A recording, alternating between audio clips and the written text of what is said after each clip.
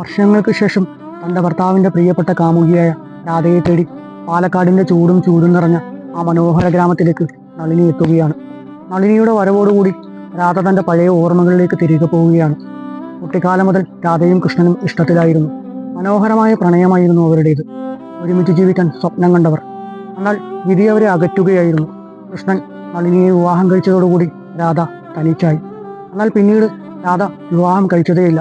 തൻ്റെ പ്രിയപ്പെട്ടവൻ്റെ ഓർമ്മകളിൽ അവൾ ജീവിതം തനിച്ചാക്കി. എന്നാൽ ഒരിക്കൽ പോലും തന്നെ തനിച്ചാക്കി പോയ കൃഷ്ണനോട് അവൾക്ക് പരാതി ഉണ്ടായിരുന്നില്ല. ജീവിതത്തിൻ്റെ സായാഹ്നത്തിലേക്ക് കാലെടുത്ത് വെക്കുമ്പോഴാണ് തൻ്റെ പ്രിയപ്പെട്ടവൻ്റെ ഓർമ്മകളുമായി നളിനി രാധയെ തേടിയെത്തുന്നത്.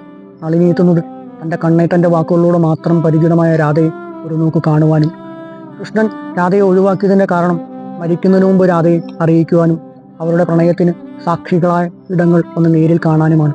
നെല്ലിക്കുന്നും നരിമടയും കുണ്ടിപ്പുഴയും ശിവക്ഷേത്രത്തോട് ചേർന്നുള്ള കുളക്കടവുമൊക്കെ രാധയുടെയും കൃഷ്ണന്റെയും പ്രണയത്തിന് സാക്ഷികളായ ഇടങ്ങളായിരുന്നു.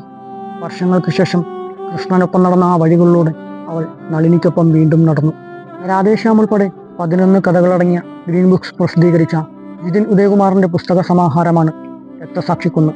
ഇതിലെ ചില എഴുത്തുകളോട് വിയോജിപ്പുകൾ നിലനിർത്തിക്കൊണ്ട് തന്നെ പറയട്ടെ, വായനക്കാരന് പഴമയുടെയും ഗ്രാമീണതയുടെയും വായനാനുഭവം സമ്മാനിക്കുന്ന, വായന അർഹിക്കുന്ന ഒരു പുസ്തകം തന്നെയാണിത്.